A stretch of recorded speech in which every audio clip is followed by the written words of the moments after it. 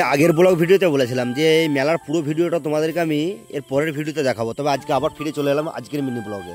তো দেখতেই পাচ্ছ আমি হেঁটে হেঁটে মেলাতলার মধ্যে এখনও যাচ্ছি। তো আমার সাথে যারা হাঁটছে, মুম্বাই হাঁটছিলাম ঠিক আছে, কিন্তু তাদেরকে আমি চিনি না জানি না, তারা বাঙালি। আর বাঙালির মধ্যে এত একটা টান থাকে, তারা মানে বাঙালি দিলে অটোমেটিক ছুটে আসে। তো ওই ভাইজানও আমার কাছে এসেছিলো, আমরা একসাথে হাঁটছিলাম। তারপর কিছুটা যাওয়ার পরই চোখে পড়লো একটা কাকুর দোকান।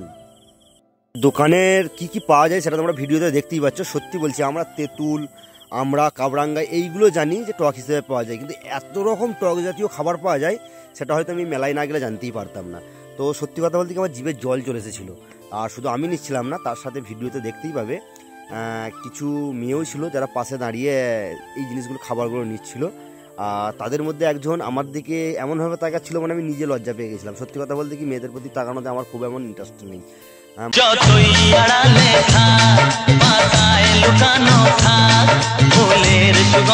মানে কথাটা শুনতে হয়তো অনেকে বলবে এটা আবার কি ধরনের কথাবার্তা, কিন্তু আমার নেই। তো আমি দাঁড়িয়েছিলাম, কিছু নেবো বলেই দাঁড়িয়েছিলাম, কিন্তু কী জিনিসটা নেবো আমি নাম জানি না, আর বলতেও পারছিলাম না। তো ওখানে অনেকক্ষণ দাঁড়িয়েছিলাম, অনেকক্ষণ দাঁড়িয়ে থেকে খাবারটা নিলাম। খাবারটা নিয়ে তারপর মেলায় প্রবেশ করবো, সেটাও ভিডিওর মধ্যে তোমরা দেখতে পাবে।